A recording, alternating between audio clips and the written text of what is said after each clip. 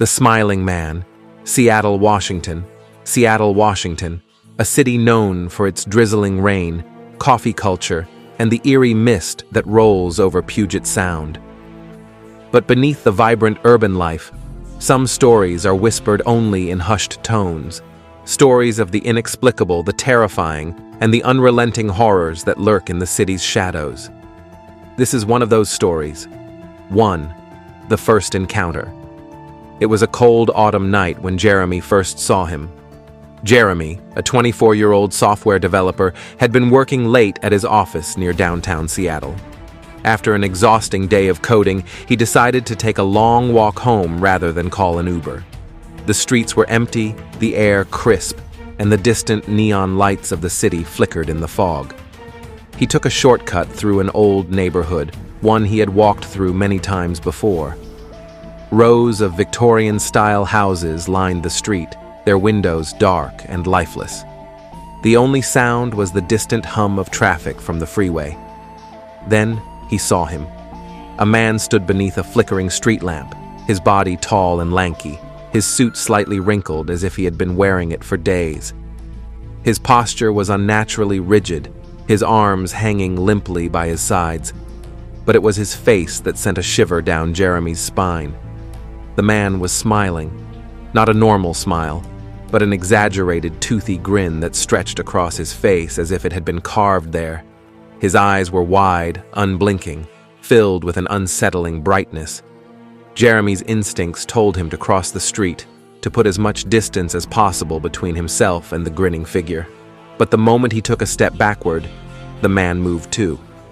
He didn't walk. He glided forward, his movements eerily smooth, his feet barely touching the pavement, and all the while, he never stopped smiling. A chill ran down Jeremy's spine as he turned and walked faster. His heart pounded in his chest, each step feeling heavier than the last. He didn't dare look back, but he could feel it. That smile, still watching him. When he finally reached his apartment, he slammed the door shut and locked every bolt. He stood there, panting, staring out the peephole. The hallway was empty. The man was gone. But Jeremy knew deep down, this wasn't over. 2. The nightmares begin. Sleep did not come easy that night. Every time Jeremy closed his eyes, he saw the smiling man standing under that flickering street lamp, his lips stretched in that unnatural grin, his wide, hungry eyes fixed on him. The dream shifted. He was trapped in an alley, the walls closing in on him. The smiling man stood at the far end, motionless. But then, he started moving, not running, not walking, just gliding toward him, his body unnaturally stiff, his grin widening, widening. Jeremy jolted awake, drenched in sweat. His apartment was dark, silent except for the faint hum of the refrigerator. He checked his phone 3:33 a.m.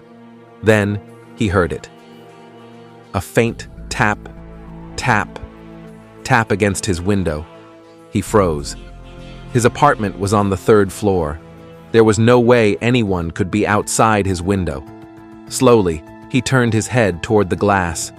At first, he saw nothing but the reflection of his own terrified face. But then, in the corner of the window, a shadow moved. And then, the grin appeared. 3. The descent into madness.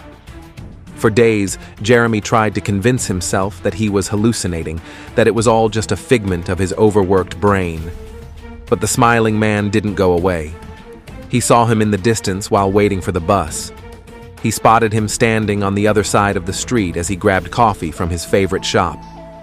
Every time he looked, the smiling man was just a little closer. He stopped sleeping. He stopped leaving his apartment. His boss called him multiple times, but he ignored the calls. His friends texted, worried, but he didn't reply. How could he explain that he was being stalked by a man who shouldn't exist? Then, one night, the worst happened. Jeremy woke up to the sound of creaking wood. His apartment was silent, except for the sound of slow, deliberate footsteps. Someone was inside. His breath hitched. He reached for his phone, his hands shaking. The screen lit up, revealing 1:11 a.m., and then, from the darkness of his bedroom, a voice whispered, "Why don't you smile, Jeremy?" His blood turned to ice. He turned his head ever so slowly. And there he was. The smiling man stood in the corner of his room, his body silhouetted in the dim glow of the phone screen. His grin was impossibly wide now, stretching far beyond what was humanly possible. His lips curled unnaturally at the edges, his teeth sharp and glistening. Jeremy tried to scream, but no sound came out. The smiling man tilted his head, watching him, grinning. Then, the lights flickered, and everything went black. 4. The disappearance.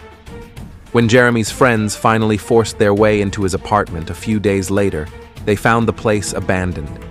His phone was on the floor, screen cracked. His bed was unmade, blankets tangled as if someone had been struggling. The windows were locked from the inside. There was no sign of forced entry, no sign of Jeremy. The only thing they found was a message scrawled on the bedroom wall in deep red letters: "Smile." The police conducted an investigation, but no leads surfaced. No security footage showed Jeremy leaving the building. It was as if he had simply vanished. But there were rumors. Some claimed to have seen him, or something that looked like him, wandering the streets of Seattle at night. He was always in the distance, standing beneath a flickering street lamp, watching. And those who saw him said he was smiling. Final note: they say Seattle has its fair share of ghost stories, but the tale of the smiling man is one of the most unsettling. Some believe he's a specter of an old soul who was driven mad by loneliness. Others say he's a creature that feeds on fear, hunting those who dare to acknowledge him. But if you ever find yourself walking alone in Seattle at night, and you see a man standing beneath a flickering street lamp, and if he's smiling, whatever you do, don't smile back.